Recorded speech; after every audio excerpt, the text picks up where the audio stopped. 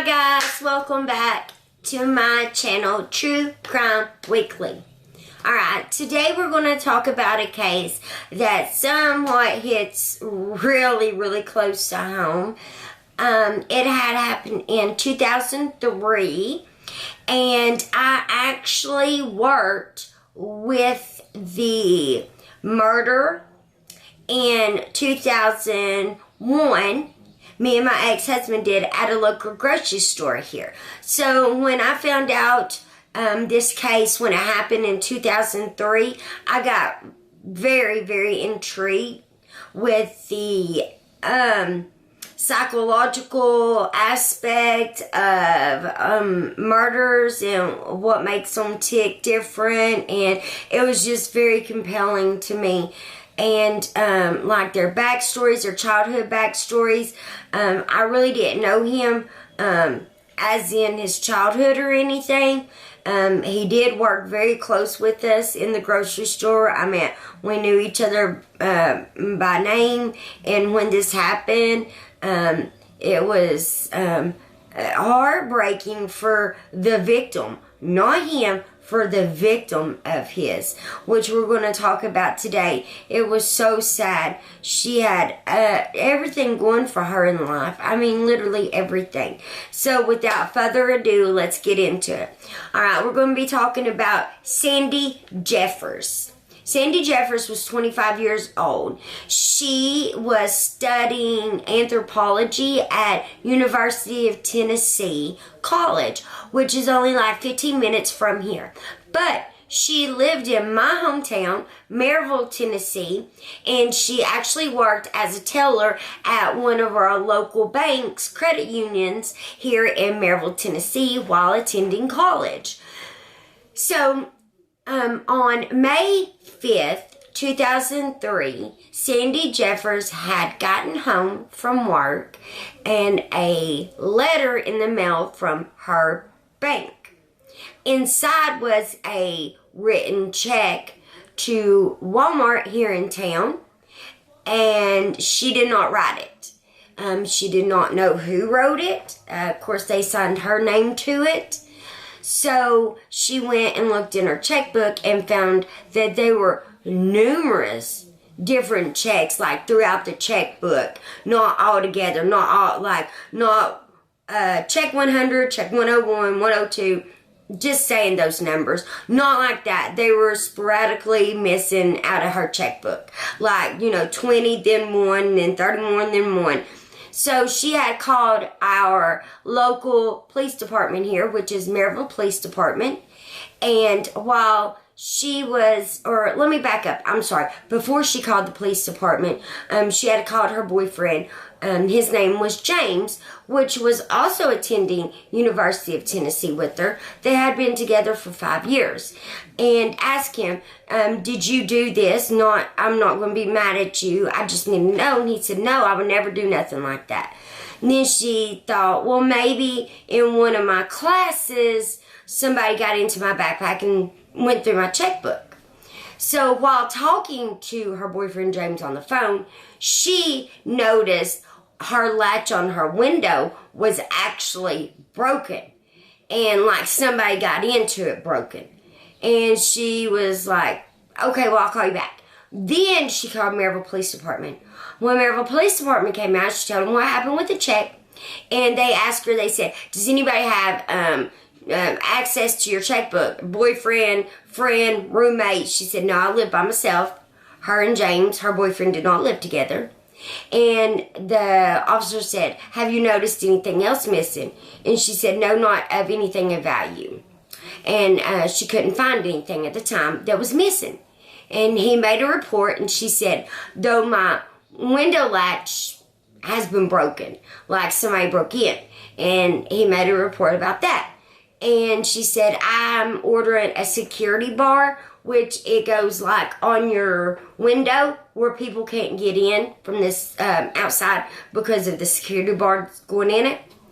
And he said, okay, well, then let's fast forward to the next day. All right. Sandy Jeffers' sister Angela, said that she does not think Sandy knew how important or how scary or more dangerous than somebody just taking her checks or having the window broke on or lock broke on her window. She said that she don't think that Sandy realized how important that was and how dangerous that was. So we skip to the next day. Alright, Sandy Jeffers gets home from work again, and in the mail she received her cap and gown because she was actually graduating in a couple of days, literally like 2 days, from University of Tennessee, where she was studying to be an anthropologist. So she's talking to her friend Amanda on the phone, which her and Amanda had been friends since junior high. And she was telling her that she got her cap and gown, and she's excited. Who wouldn't be? And she heard a noise, and she didn't think nothing about it. She said that she was stressful. She had a long week. Amanda asked her, "Are you okay?" She said yes. She said, "I'm not, too worried about it." And that night, Sandy went to sleep, and she woke up with a man standing over her, which we know now is 20-year-old Aaron Skeen from Maryville, Tennessee.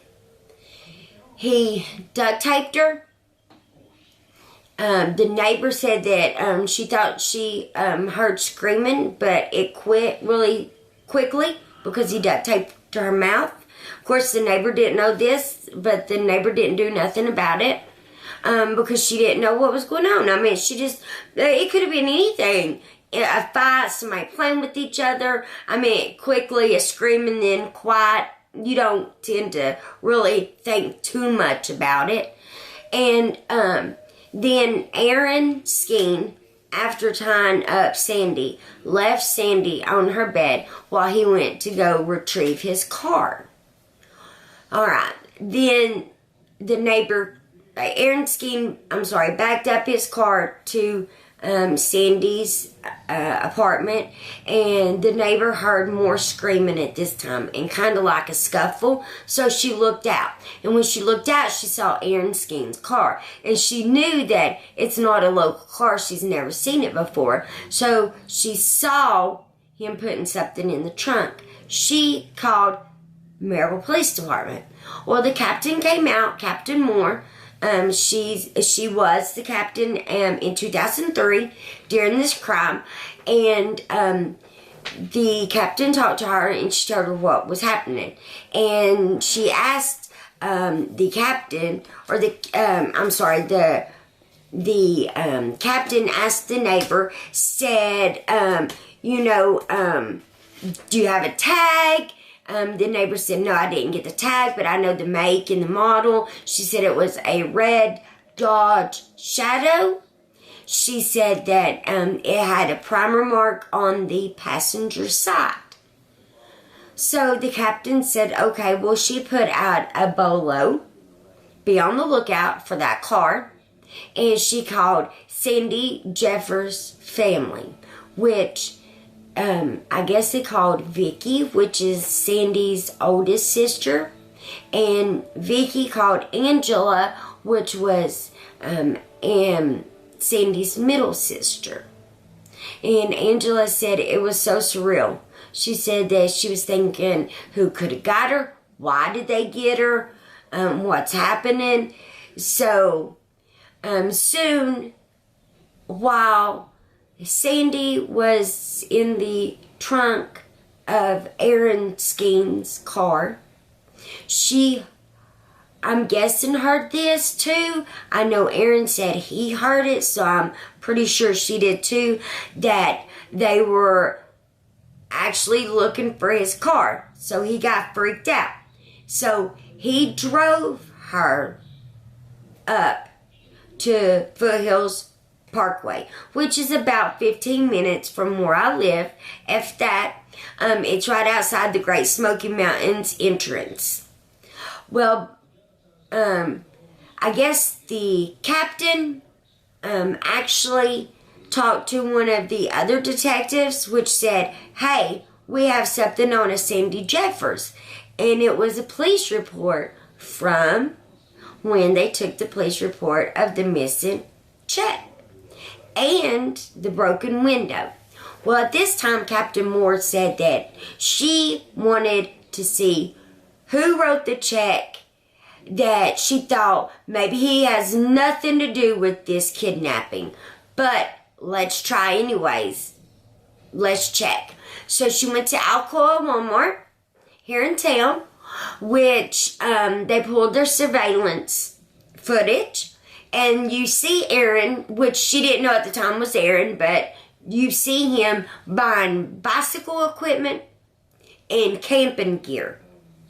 So then she went back to the office and she pulled everybody's picture that owned a red Dodge Shadow in this county, which was about 30 of them, she said. And she went through their license pictures and found the one that matched the surveillance picture, which was Aaron Skeen.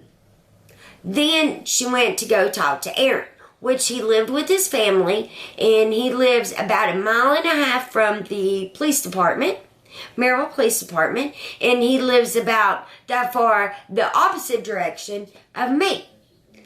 So they get to his house, they knock on the door, Aaron comes out, and they said, do you know why we're here? And he said, yeah, the stolen checks. Well, they were like, let's just roll with it, right? And he said, I'm sorry, I swear I'm going to pay it back.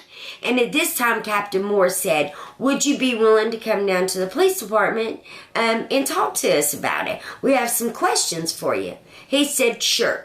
So he gets to the police department, and Captain Moore said that she got him upstairs to ask him a few questions.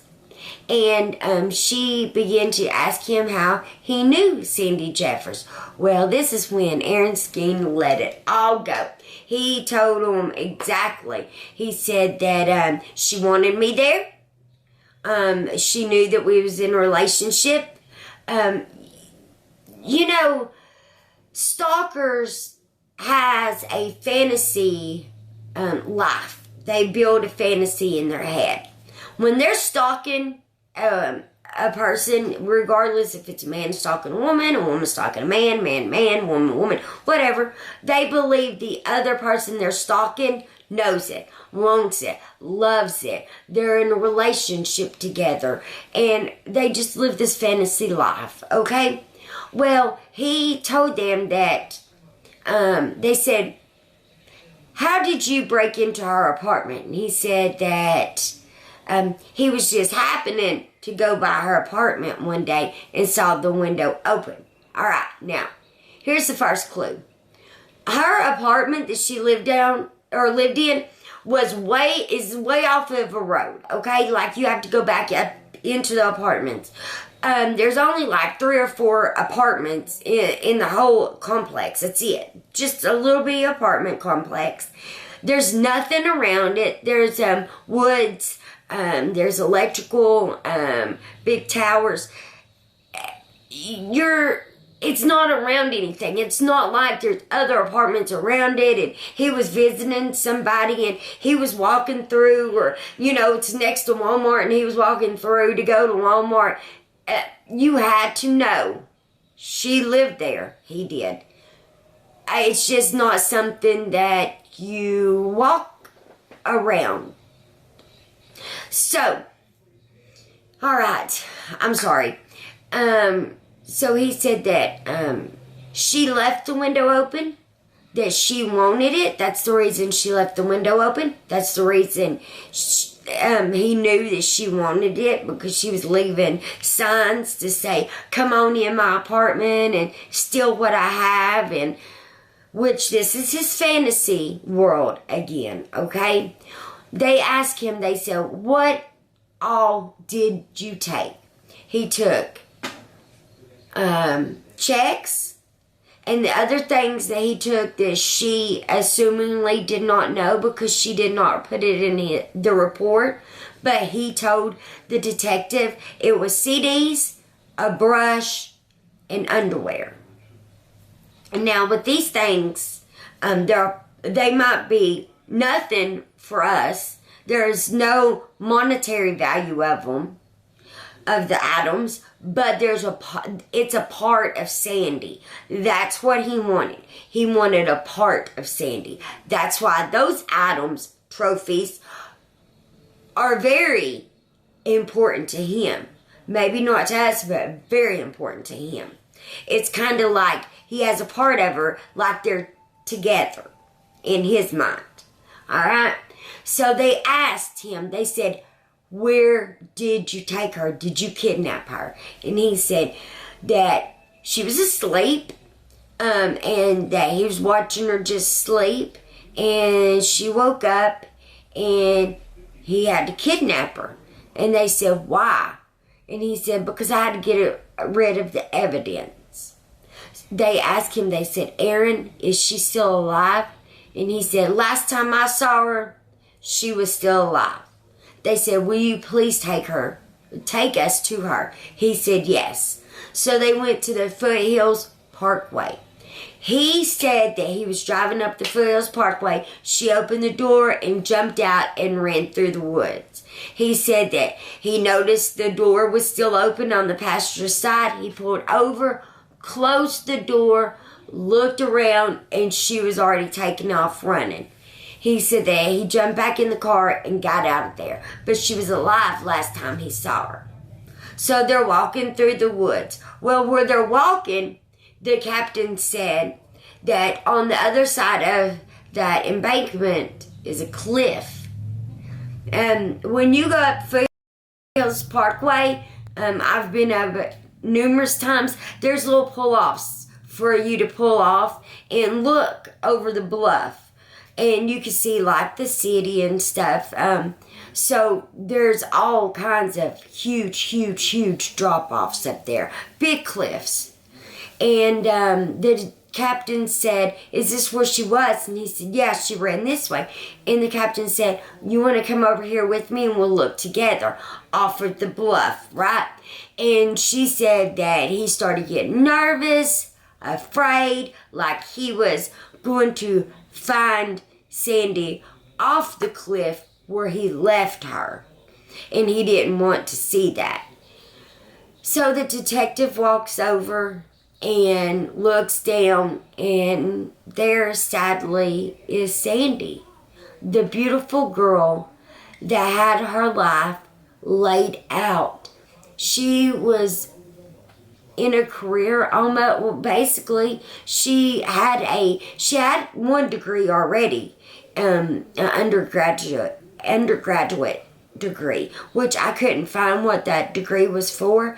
And now she was fixing to graduate college in a couple of days for anthropology. She had a loving boyfriend of 5 years, which they went to him and asked if he heard from her, and he said no. That he said as soon as he got off at work at 11, soon after that, he got a call that Sandy went missing. And what it was is when Sandy went missing, it was May the 6th, 2003. It was one day after she made that police report on May the 5th about the stolen checks and the window latch being broken. And she got kidnapped by this animal monster at 11:30 p.m. on May the 6th. And James, her boyfriend, went out looking for her. I mean, they were getting ready to have a wonderful life. She had so much to look forward to. Her sister said that she was a shy girl, but she loved school. Her studies always came first. In high school, she was a valedictorian. She was shy, but she was loved. Many people got their heart broken that day from an animal. Well, Aaron decided to confess to what he did so he could take a plea deal. And he confessed that he kidnapped her. He her, and that was the evidence he was wanting to get rid of. So he pushed her off the cliff himself. She didn't fall. She wasn't running and ran off the cliff because she didn't know it was there. He pushed that beautiful baby off the cliff. And I call her a baby. I mean, she was only 25. I mean, a beautiful girl that had a lot to live for. And he took a plea deal so he wouldn't get the death sentence, which he did get a death sentence. He was just not on death row. He took a plea deal for life in prison without the possibility of parole, plus 124 years. And he was charged May the 10th with her Sandy Jeffers kidnapping, rape, and murder. And he is in prison and will never get out of prison. He will die in prison. And that is exactly how it should be. Now, let me tell you, I worked with him, like I said. Me and my ex-husband worked with Aaron Skeen for about a year and a half. He had a girlfriend there where we worked at a local grocery store, and he was infatuated with her. Looking back now, that I love true crime and I'm more in tune with it, he was too infatuated with her. You know, there's a difference between loving somebody and wanting to be around them all the time because you love them, and then there's that over boundaries. Gotta be with them all the time and need them and want them, and that was him. That was him. He was very clingy to this girl that we worked with, and when this happened, it really wanted me to dive into true crime more, which I did. And this is the story of Sandy Jeffers, and I hope her family has had some type of closure. Of course, closure doesn't bring back your loved ones, but at least they knew how it happened. I don't really know how to say that part, but this is to remember Sandy Jeffers, not the animal that took her life, but a beautiful woman that didn't get to live out the rest of her life, and loved ones that's missing a beautiful woman that now have to live out the rest of their lives without. So I hope y'all learn something from this video. If anything, please take away. If something is odd happening to you, if you think you're being stalked, if something is wrong with your home when you come in, like a broken window, just be cautious. Be very cautious, because one little tiny thing could lead to a whole huge horrible thing. And guys, this is it for today, and if you want to, please subscribe, like, share this video, and I will be back in a few more days with another video. Alright, thanks. Bye, guys.